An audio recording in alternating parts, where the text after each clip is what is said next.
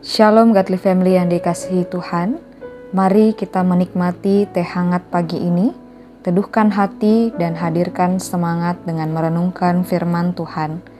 Firman Tuhan hari ini terambil dari Kisah Para Rasul 26 ayat 29. Demikian firman Tuhan.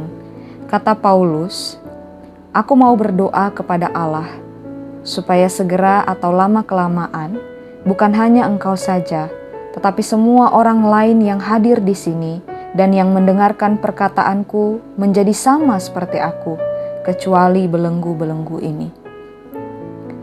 Godly Family yang dikasihi Tuhan, kalimat ini diucapkan oleh Paulus setelah ia memberikan kesaksian pertobatannya kepada Raja Agripa. Ada banyak hal yang dikatakan dan disaksikan oleh Paulus demi mempertahankan Injil yang sedang ia beritakan. Kuasa kematian bersama dengan Kristus dan persekutuannya dengan Kristus membuat Paulus tidak mengenal lelah dan tidak berhenti menyebarkan tentang Injil. Meskipun persekutuannya dengan Kristus itu membuat dia harus diadili dan mengalami penderitaan yang begitu menekan. Walaupun sidang mengatakan bahwa apa yang dilakukan Paulus adalah sebuah kebodohan, bahkan Festus mengatakan dengan lantang dan tegas bahwa apa yang dilakukan oleh Paulus ini adalah sebuah kegilaan. Namun Paulus tidak berhenti. Banyak orang berpikir bahwa Paulus sakit jiwa karena logika berpikir dan apa yang Paulus yakini sebagai kebenaran sangatlah tidak masuk akal menurut mereka. Godly Family yang dikasihi Tuhan, meskipun demikian, Paulus tidak berhenti. Dia tidak pernah berhenti memberitakan tentang Injil. Dia tidak pernah berhenti menceritakan tentang apa yang sudah Yesus Kristus lakukan di kayu salib. Meskipun dia harus mengalami penganiayaan dan penderitaan, meskipun dia harus dipanggil ke sana kemari untuk diadili.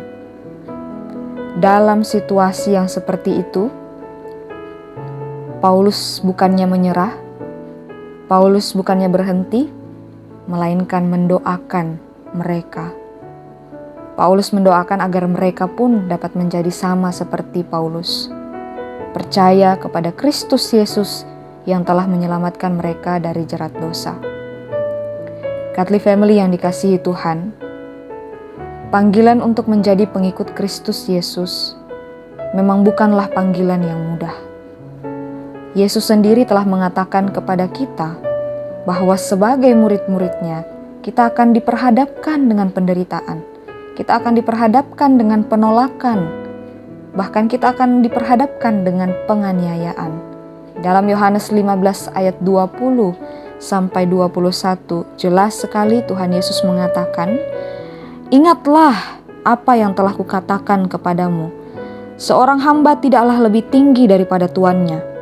Jikalau mereka telah menganiaya aku, mereka juga akan menganiaya kamu. Jikalau mereka telah menuruti firman-Ku, mereka juga akan menuruti perkataanmu. Tetapi semuanya itu akan mereka lakukan terhadap kamu karena namaku, sebab mereka tidak mengenal Dia yang telah mengutus aku."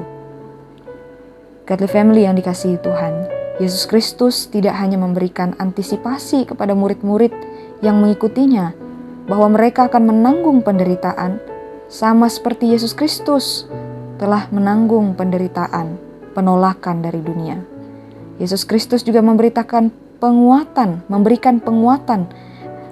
kepada mereka di dalam Yohanes 16 ayat 33. Demikian Yesus berkata, "Semuanya itu kukatakan kepadamu, supaya kamu beroleh damai sejahtera dalam aku. Dalam dunia kamu menderita penganiayaan, tetapi kuatkanlah hatimu, aku telah mengalahkan dunia." Yesus Kristus memberikan penguatan bagi murid-murid dan bagi kita, bahwa Ia bersama dengan kita. Ia telah mengalahkan dunia.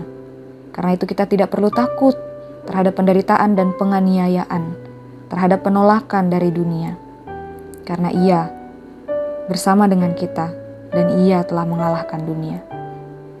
Godly Family yang dikasihi Tuhan, mari kita menguatkan dan meneguhkan hati kita, supaya kita tidak jemu-jemu memberitakan tentang Injil-Nya, melainkan kita terus mendoakan orang-orang yang belum mengenalnya, walaupun kita dianggap bodoh bagi dunia.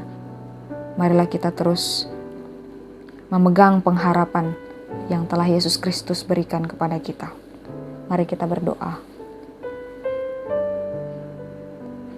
Yesus Kristus yang kami sembah, yang kami ikuti, kiranya Engkau meneguhkan hati kami, memberikan kami kekuatan, memberikan kami keberanian untuk terus menyaksikan tentang Injil yang Engkau telah berikan kepada kami. Biarlah penolakan atau penderitaan yang kami alami di dunia ini ketika kami memberitakan tentang Injil-Mu tidak membuat kami semakin mundur, melainkan membuat kami semakin berharap kepada Tuhan, semakin kuat di dalam pengharapan kami. Kami berdoa ya Tuhan, kiranya kami dikuatkan oleh Roh Kudus. Roh Kudus boleh menuntun kami untuk kami memberikan respons taat kepada panggilan-Mu ya Tuhan, taat kepada kerinduan-Mu untuk terus menyatakan kabar baik yang telah Engkau berikan kepada kami. Di dalam nama Tuhan Yesus Kristus kami berdoa. Amin. Selamat menjalani aktivitas hari ini. Tuhan Yesus memberkati.